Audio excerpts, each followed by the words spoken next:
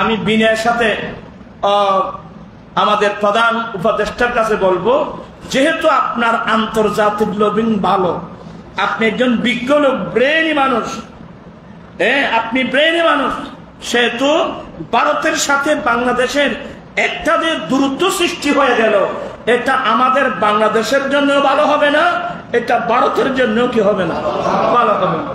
কারণ তিন দিক দিয়ে আমাদের বাংলাদেশের, আমাদের বর্ডার তিন দিক দিয়ে, কথা বলছে না কেন?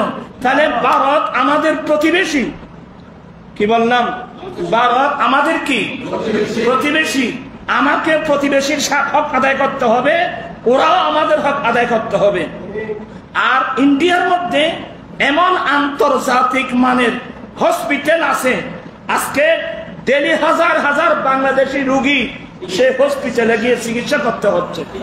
আমি নিজে দিল্লি অ্যাপোলো হসপিটাল আমি চিকিৎসা করি। আপনারা পাকিস্তানের কথা বলছেন, পাকিস্তান যেতে কয় ঘন্টা লাগবে? কথা বলছেন না কেন? পাকিস্তান যেতে কয় ঘন্টা লাগবে? 3.5-4 ঘন্টা লাগবে। আবার যাবেন কোন দিক দিয়ে? কথা বলছেন না কেন? আপনাদের যে ভারতের সাথে আমাদের দূরত্ব সৃষ্টি করছেন, আমরা দুবাই, আবুধাবি, মাস্কট, কাতার, সৌদিয়া, যেখানে আমাদের যাতায়াত 3.5 ঘন্টার কাছাকাছি, আমরা ভারতের আকাশ সীমা কি করতে হয়, ব্যবহার করতে হয়। আমি কি কথাগুলো বুঝাতে পারছি? তাহলে ভারতের সাথে আমাদের দূরত্ব সৃষ্টি করা কি হবে না, এটা ঠিক হবে না, ভালো হবে না। আজকে এরপর থেকে হাজার হাজার রোগী চিকিৎসার জন্য যেতে পারছে না, ভিসা মিলছে না, ভিসা নিয়ে অনেক হচ্ছে, আন্তরিকতার অভাব। আমি বিনয়ের সাথে আমাদের উপদেষ্টাকে বলবো, আমাদেরকে আপনারা কষ্ট দিয়েন না, আপনার মেধাটা কাজে লাগান। ভারতের সাথে সম্পর্ক, আরে ভারতের সাথে আমাদের অনেক সম্পর্ক। সেদিন যদি ভারত আমাদেরকে সাহায্য না করতো, এই দেশকে আমরা স্বাধীন করতে পারতাম? এগুলো বলে গেলে চলবে না। এরা সহযোগিতা না করলে, সাহায্য না করলে আমরা এই দেশটা কি করতে পারতাম না, স্বাধীন করতে পারতাম না।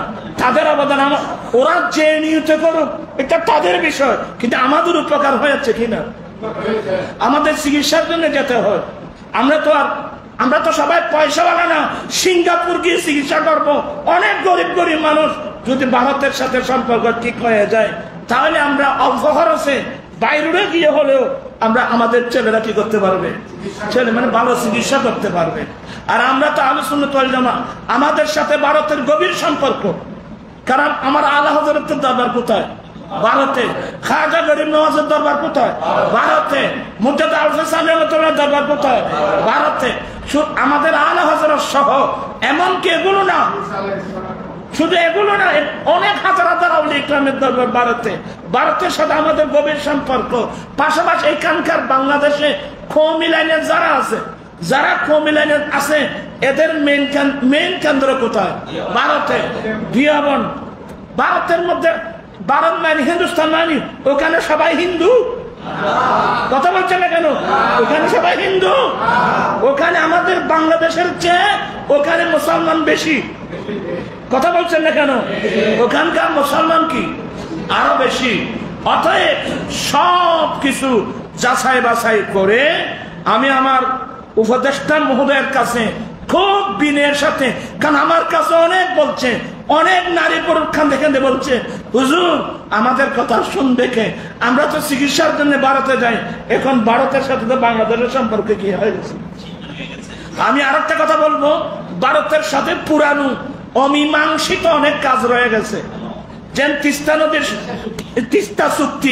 তিস্তা চুক্তি সহ যত অমীমাংসিত বিষয় আছে, যেহেতু আপনি মেধাবী, আপনার সারা ওয়ার্ল্ডের মধ্যে আপনার কি আছে, আপনার লবিং আছে, ভালো সম্পর্ক আছে, আপনি এই সম্পর্কটা কাজে লাগিয়ে আপনি তাড়াতাড়ি অনতিবিলম্বে অতি শীঘ্রই আপনি ভারতের সাথে আমাদের সম্পর্কটা কি করুন, স্বাভাবিক করুন। তার মানে আমরা কি ভারতের গোলামি করবো? মোটেও না। যৌক্তিকভাবে ভারতের সাথে অমীমাংসিত বিষয়গুলো তাড়াতাড়ি মীমাংসা করে নিলে জনগণের জন্য কি হবে? আমাদের জন্য লাভ হবে, দেশের জন্য লাভ হবে, ওদের জন্য লাভ হবে। যাতে আমাদের, যেহেতু ওরা আমাদের পড়োশি, হামসায়া, আমরা তাদের সাথে সদ্ব্যবহার করব, ওরা আমাদের সাথে কি করবে? আমি কথাটা বুঝতে পারলাম।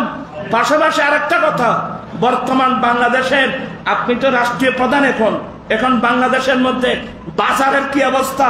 যারা খাসা বাজার, ডেলি নিত্য প্রয়োজনীয় জিনিস তো আগুনের মতো 100 টাকার নিচে কোন জিনিস নেই। এই গরিব মিসকিন কাঙ্গাল অসহায় মানুষ কিভাবে কষ্ট পাচ্ছে, কিভাবে পরিবার চালাবে?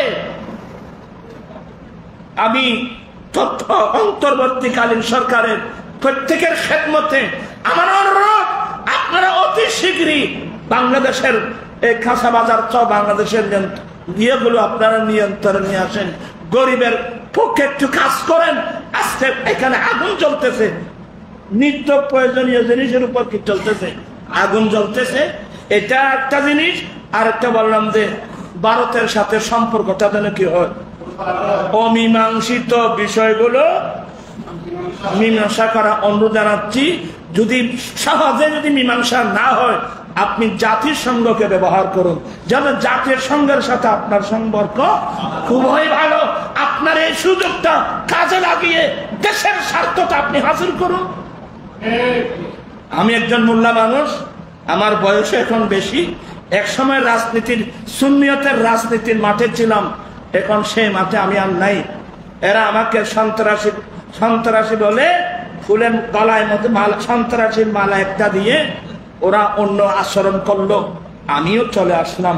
আল্লাহর শুকর, তাদের হায়াত দরাজ করুন, ওদের হায়াত। আমার এই সমস্ত দুর্নীতির মধ্যে আমি নেই। রাজনীতির নাম দুর্নীতি নয়, দুর্নীতির নাম রাজনীতি নয়। আজকে বাংলাদেশের সুন্নি জামাত অসহায় এই সমস্ত দুষ্ট মানুষের দুষ্টামির কারণে। হ্যাঁ, যার কথা আরো আসতেছে। আজ এতে কি কথা কি বলবেন? আসলে আমি অনেক কথা বলে ফেললাম।